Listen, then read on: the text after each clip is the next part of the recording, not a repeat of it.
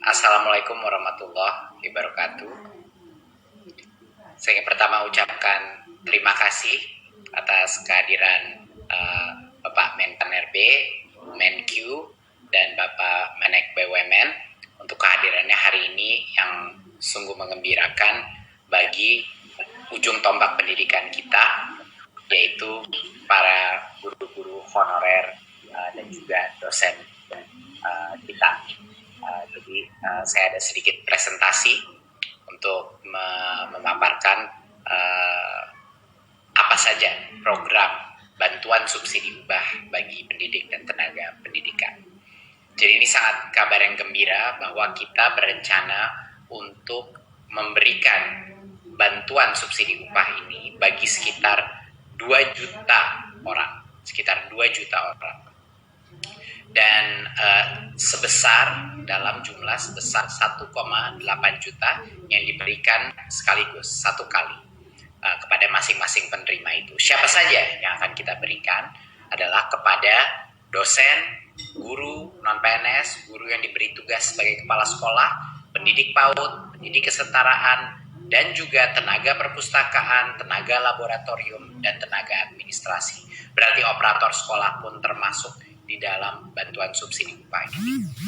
Kami mensasar total sekitar 2 juta orang, lebih dari 2 juta orang, 162.000 dosen dari PTN dan PTS, dan 1,6 juta, sedikit lebih dari 1,6 juta guru dan pendidik non-PNS pada satuan pendidikan negeri dan juga swasta. Jadi banyak yang menanyakan kami juga apakah ini termasuk swasta. Jawabannya adalah iya, karena guru-guru kita ada di sekolah-sekolah swasta dan mereka pun berhak mendapatkan bantuan dari pemerintah. Dan 237.000 sekitar tenaga perpustakaan, operator, tenaga laboratorium, dan tenaga administrasi tidak bisa di-exclude daripada bantuan ini.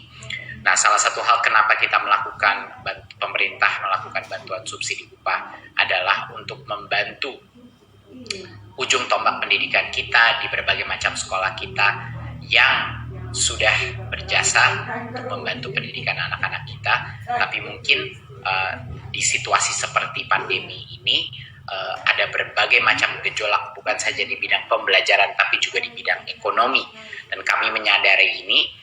Dan sekali lagi, ini adalah hasil dari perjuangan bukan hanya Kemendikbud, tapi hasil perjuangan dari Kemenpan RB, Kemenq, Menek BUMN, dan tentu saja dorongan dari Pak Presiden, dan juga dari dukungan penuh dari Komisi 10 DPR RI yang telah juga berjuang untuk bantuan ini.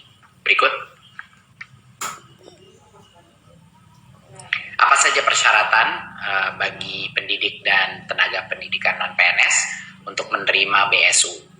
Kami di Kemendikbud selalu dalam melakukan bantuan sosial apapun atau bantuan pendamping seperti pada saat kita melakukan kuota, selalu mengutamakan kesederhanaan daripada kriteria sehingga memudahkan para penerima untuk mendapatkannya. Kriterianya sangat sederhana: warga negara Indonesia, berstatus bukan PNS, memiliki penghasilan di bawah 5 juta rupiah per bulan, dan tidak menerima bantuan subsidi upah gaji dari Kemenaker, dari program-program lainnya. Ini dan juga tidak menerima kartu prakerja sampai dengan tanggal 1 Oktober 2020. Alasan kenapa kita tidak memberikan ini agar bantuan sosial kita itu adil dan tidak tumpang tindih. Tidak ada individu yang menerima bantuan berlimpah sehingga yang lain tidak mendapatkan. Jadi ini merupakan suatu kriteria kami yang sangat sederhana sehingga semua bisa menerima dengan cepat dan efisien. Yang berikut. Bagaimana mekanisme pencairan BSU ini? Jadi Kemendikbud telah membuat rekening-rekening baru di bank-bank untuk setiap PTK penerima BSU ini. Bantuan itu disalurkan secara bertahap sampai dengan akhir November 2020, ya.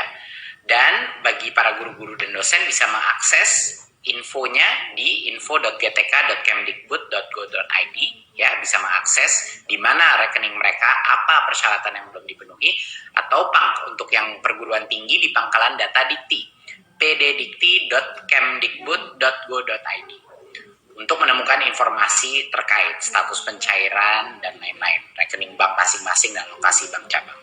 Ya, pada saat berdasarkan informasi di online itu sudah lengkap dan sudah dibilang sudah bisa pergi ke bank untuk mencairkan, maka PTK menyiapkan dokumen-dokumen dan dibawa kepada bank penyalur. Dokumen apa saja yang harus dibawa? Tentunya kartu tanda penduduk (KTP), NPWP jika ada, kalau tidak ada tapi masih bisa menerima. Ada surat keputusan penerima BSU yang dapat langsung diunduh dari website GTK dan PD Dikti, ya, surat keputusan itu, dan juga surat pernyataan tanggung jawab mutlak SPTJM yang diunduh juga pada website GTK dan PD Dikti. Dan ini yang kedua, SPTJM ini harus di-print dan ditandatangani dengan materai. Ya, jadi semua kebutuhan di luar KTP dan NPWP itu ada di laman website baik GTK maupun PD Dikti. Pada saat itu sudah lengkap, mari PTK akan mendatangi bank penyalur dan melakukan aktivasi rekening dan langsung menerima BSU tersebut. Ya, PTK membawa dokumen. PTK diberikan waktu untuk mengaktifkan rekeningnya hingga tanggal 30 Juni 2021. Ini kita memberikan waktu yang sangat panjang untuk memastikan semuanya bisa mendapatkan. Kalau misalnya ada kendala teknis, dia cukup waktu untuk mendapatkannya. Saya rasa sekian dari saya. Mungkin terakhir yang saya ingin ucapkan adalah bahwa ini adalah bentuk apresiasi dan juga keprihatinan dari pemerintah pusat untuk semua jasa guru-guru non-PNS yang sudah ada di negara ini. Di masa krisis kesehatan ini dan krisis ekonomi ini, pemerintah harus hadir untuk para tenaga honorer kita dan juga dosen-dosen kita untuk membantu mereka melalui masa kritis ini dengan ekonomi, bantuan dukungan ekonomi yang bisa menyemangati mereka untuk terus mendidik anak-anak kita, untuk terus berinovasi di bidang pendidikan. Terima kasih. Wassalamualaikum warahmatullahi wabarakatuh.